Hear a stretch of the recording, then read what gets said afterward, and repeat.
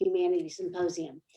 As always, we're also very grateful to donors and the folks that work so hard to secure an NEH Challenge grant that gives us a means to carve out this time and space for meaningful conversation within and among the humanities.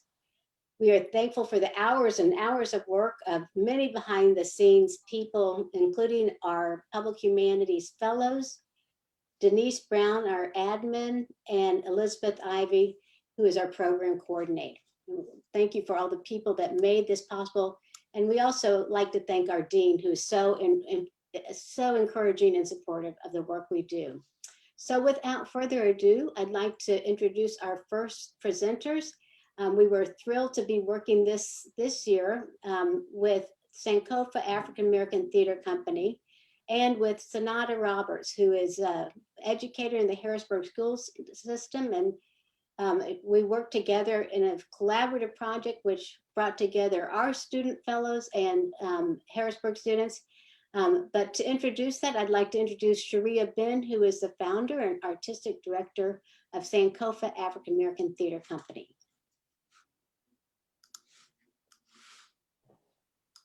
Thank you, Jean. And I'm excited to be here and to share what Jean and Sonata and all of these students have been working on.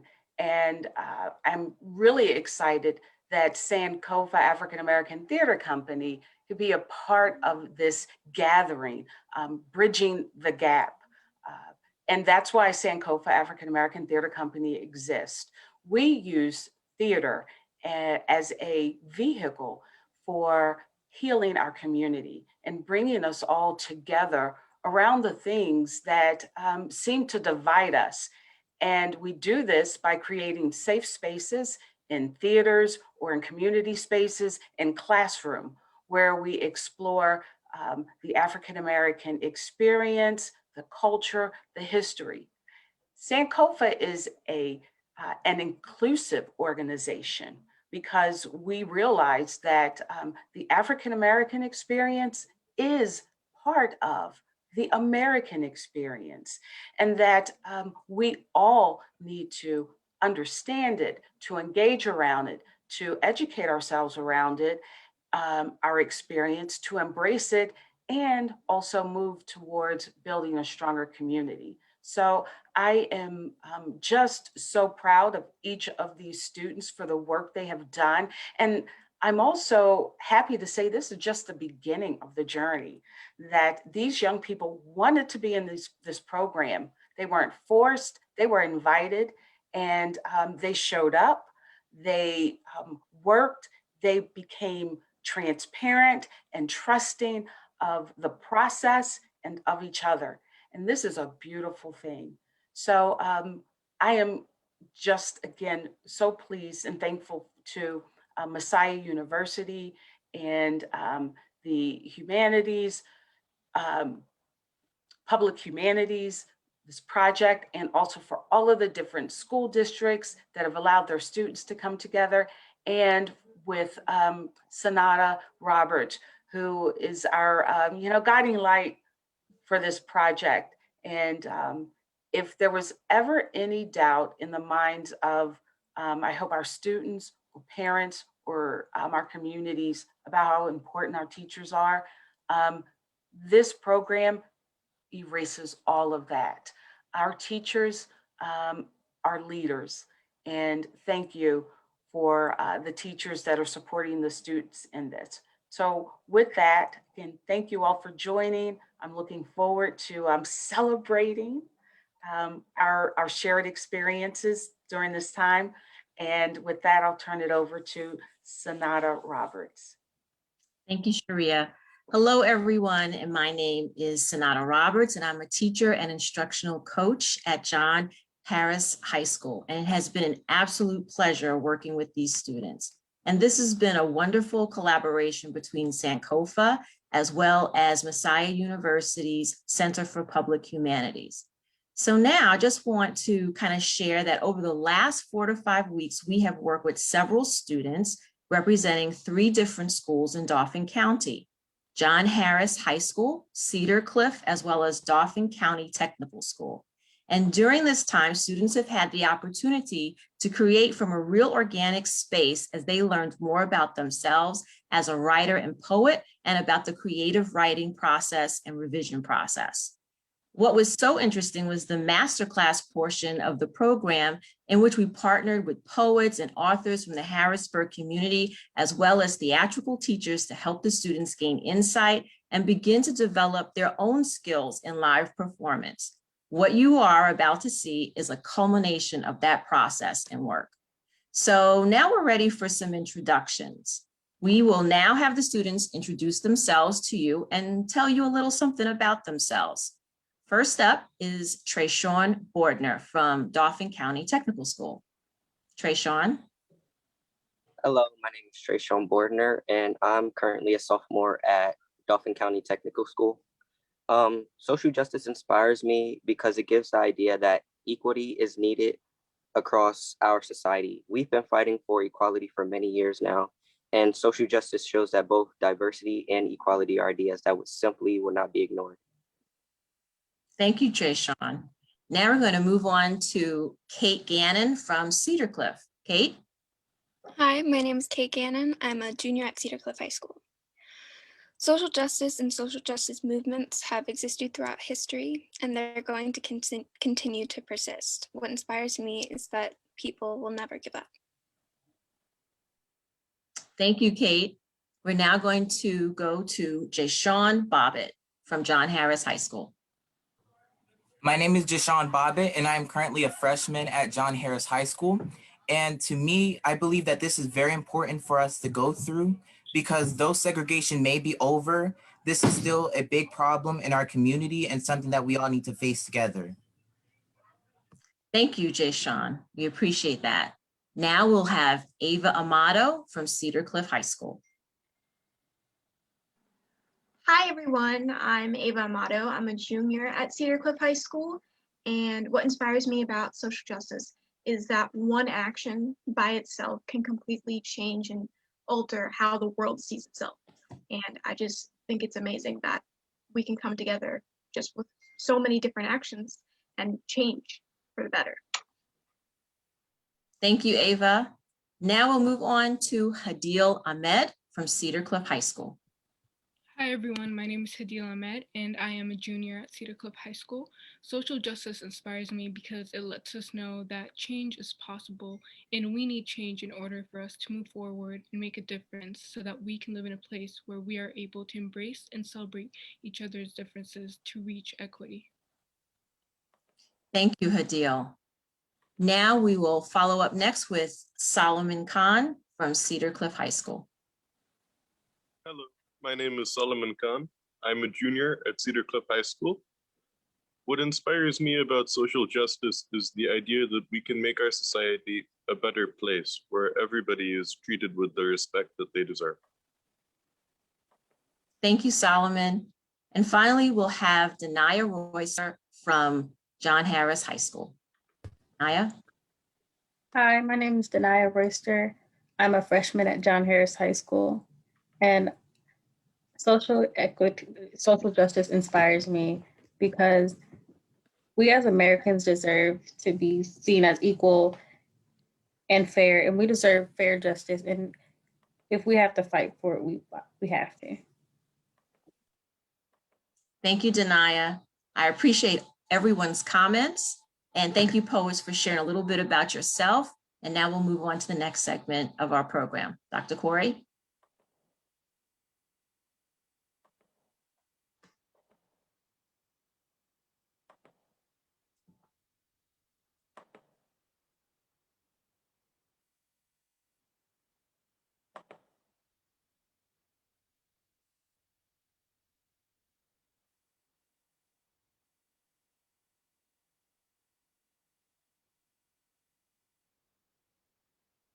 Sound.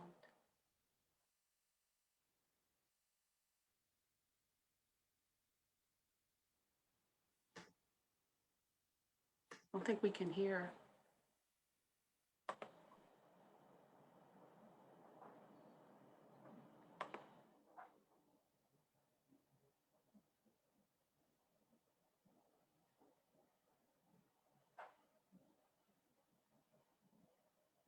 Can't hear.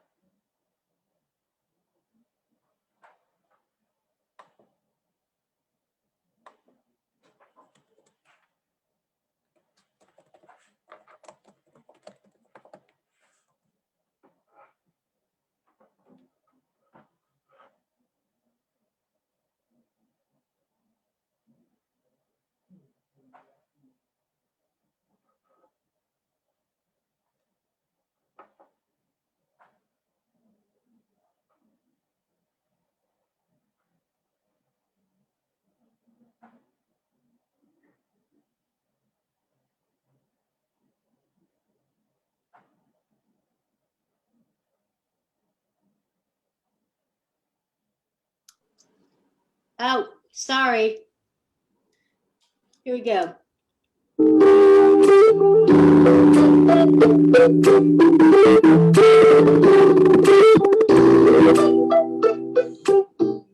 On the same day, Amanda Gorman, the youngest U.S. inaugural poet, made history when she blessed the nation with her poem, The Hill We Climb.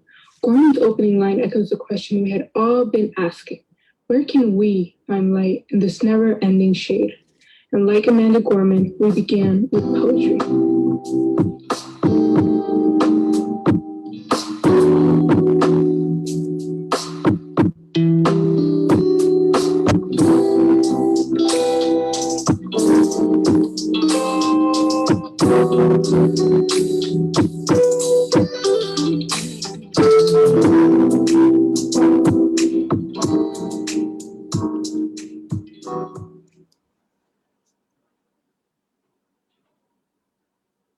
What you need to know about 2020 is that now I'm scared to stand in a group of people. Closeness is foreign and uncomfortable, but loneliness is a constant friend. I never talked much before, but now I'm bursting with words that I only really get to speak twice a week. What you need to know about 2020 is that I hate our new normal. I hate the fear I feel for my friends and loved ones. I hate the people who are too stubborn and ignorant to take our situation seriously. What you need to know about 2020 is that 2020 isn't over. Not when so many people have been left behind, unnecessary sacrifices lost forever to avoidable circumstances. 2020 is more than just a year or a single event.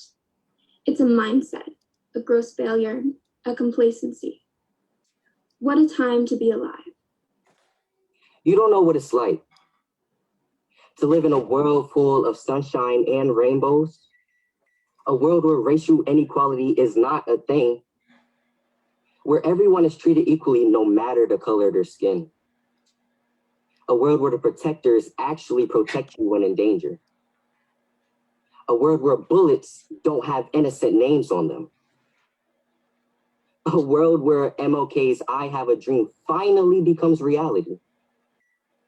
No, you don't know what it's like to live in a world where kids are able to play safely outside without worrying about being the next innocent victim of a shootout, where dark hoodies aren't a problem at night and our melanin skin is not used to paint the cold hard concrete left and right.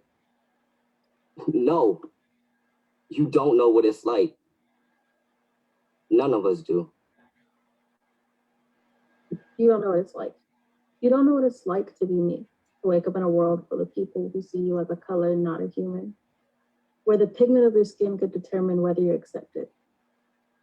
You don't know what it's like to experience and see racism the way I do, where you turn on the TV to see another person like you wrongfully harmed or killed, to watch people like me shot to the ground with their blood spilled. You don't know what it's like to be stereotyped, where every store you go into, someone is following you, assuming you're up to no good. Or no matter where you're from, they're thinking, she's from the hood. You don't know what it's like to grow up in a place where you're expected to fail because of your skin, though they'll never really know the struggles you have within. You don't know what it's like to be me, and you never will until you open your eyes where you've lived in my skin. My name is Ava Amato. You don't know what it's like to be a little brown girl in a big world that loves Eurocentric features. Hating the most most beautiful bits of yourself instantly, a learned activity. And every brown girl wonders to herself, why am I not the first choice? You don't know what it's like to be a little brown girl in a big world.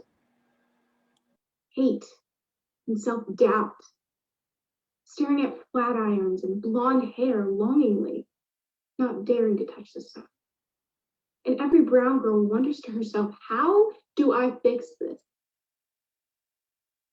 You don't know what it's like to be a little brown girl, ridiculed by this great big world, her interests, her looks, her wants, her hopes, her fears, her life. And every brown girl wonders to herself, why does this feel larger than life and death itself? You don't know what it's like to be a little brown girl, invalidated, disrespected, unloved by the enormous, daunting world. My name is Jashawn Bobbitt, and I am a poet. Black Lives Matter. Black Lives Matter. You say that Black Lives Matter, but do you really mean it? You say that's your brother or your sister, but do you really agree to it? It's Black Lives Matter, but not if it's between each other. You murder, you fight, there's always drama within each other. Why not help each other up? But instead, you break each other down, or worse, end each other's lives. Yes, of course, Black Lives Matter, but why does it not matter when it's between each other? Why would you kill your own bro just because something he said? Why doesn't his Black Life matter? Why would you beat up your best friend just because she wanted the same as you? You say that's your wife and you would never do anything to hurt her, but you get mad when she finds out you no longer want her and you start beating on her. Black Lives Matter. Where can we find light in this Where can never-ending we shade? find Where light can we in this find never-ending light? shade? Where can we find light in this never-ending Where shade? can we find light in this never-ending shade?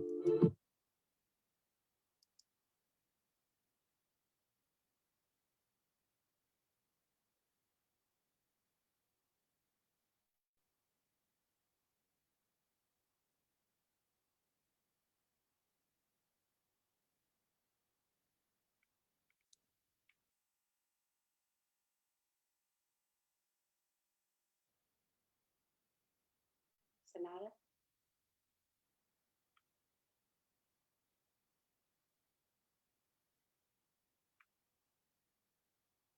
Sonata?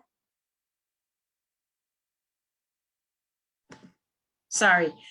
At the crossroads, we discovered the voices of 100 ancestors who challenged oppression and systemic racism through their words, their art, their passion, and their lived lives of creative resistance.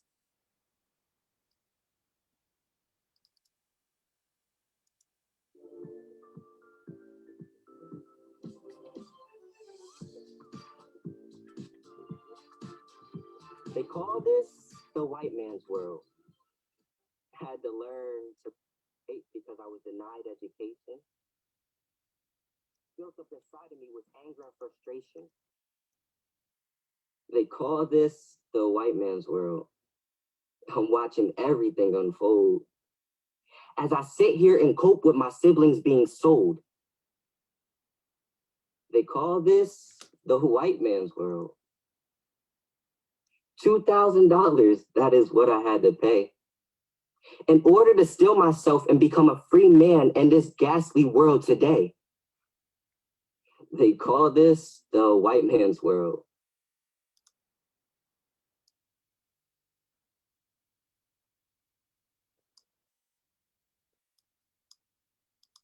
Catherine McClintock was a person of faith, with cause, purpose, and a vision for the eighth. She was an influential woman who raised powerful daughters and taught them of leadership, bravery, and honor. As a conductor, she risked her life to save others, Black sisters and brothers, relieved of their bonds and removed of their fetters. leaving behind a legacy of liberty, Catherine McClintock sang the song of freedom. See her name here, memorialized in bronze.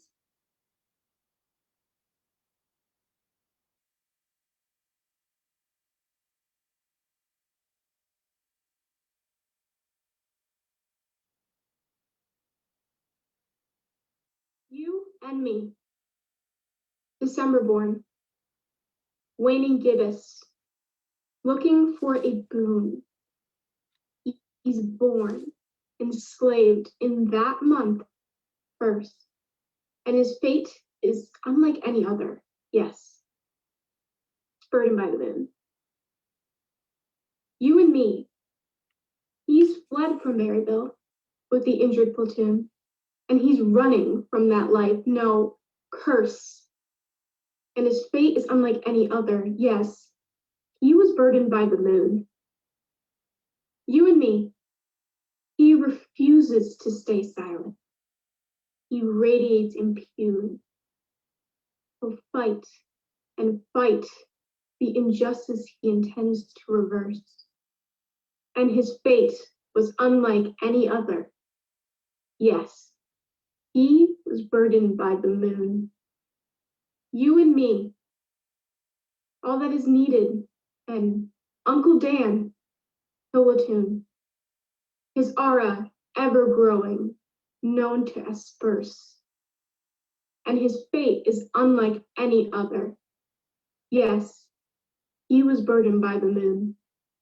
His fate was unlike any other, leaving a legacy that shall surpass high noon.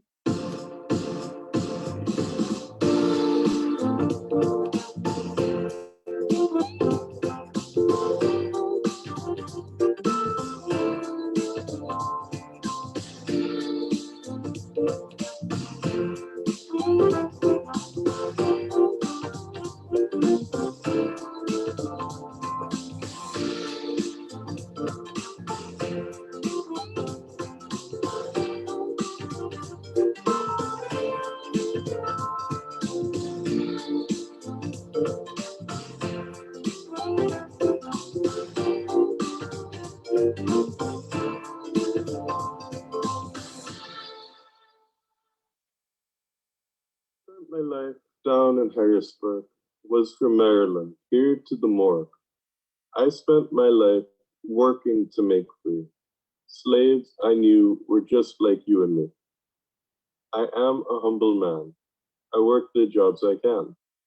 A janitor I stand in a school on public land. Behind the scenes, I never stopped my work. First to free, and then so we could have the vote. And when the 15th came, I popped the cork. When I died, I went up into the clouds. Of my home, I could never be more proud.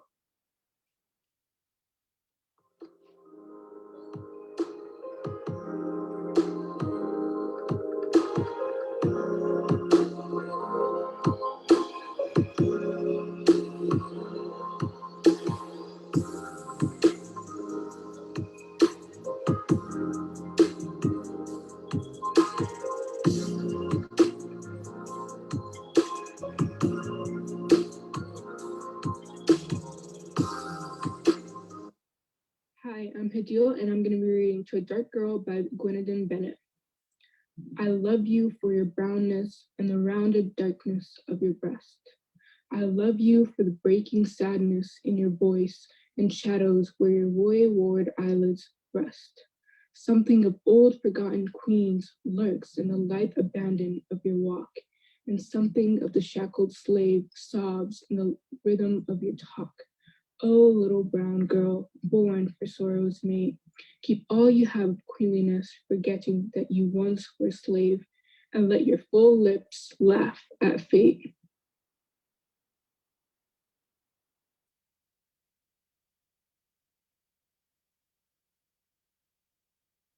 Being American is more than a pride we inherit. It's the past we step into and how we repair it.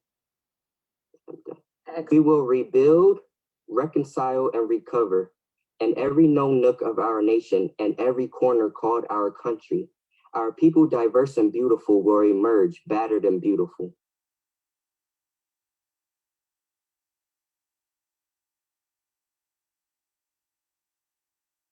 When day comes, we step out of the shade, aflame and unafraid. The new dawn blooms as we free it, for there is always light.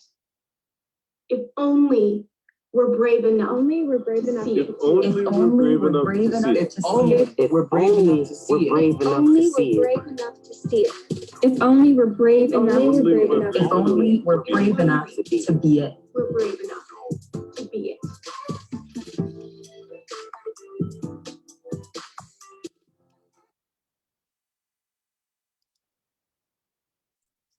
Well, thank you all so much. What a great, we'll give you a hand. All you beautiful poets, thank you so much. As you can tell, working with these young people, it gives you so much hope. And you need to be looking out for these people because they are about their business. And we were so inspired. It's been a hard year, and working with them made me believe that things are going to get better. And I'm very hopeful. Because we are out of time, we don't have any time to ask questions, but poets, thank you very much. Student fellows who worked with us, thanks so much. I do hope that those of you who have joined us for this session, we have another session starting at 7 o'clock. This session will end, so you'll have to log back on again for the next session, which will be Drew Hart, an interview with Drew Hart.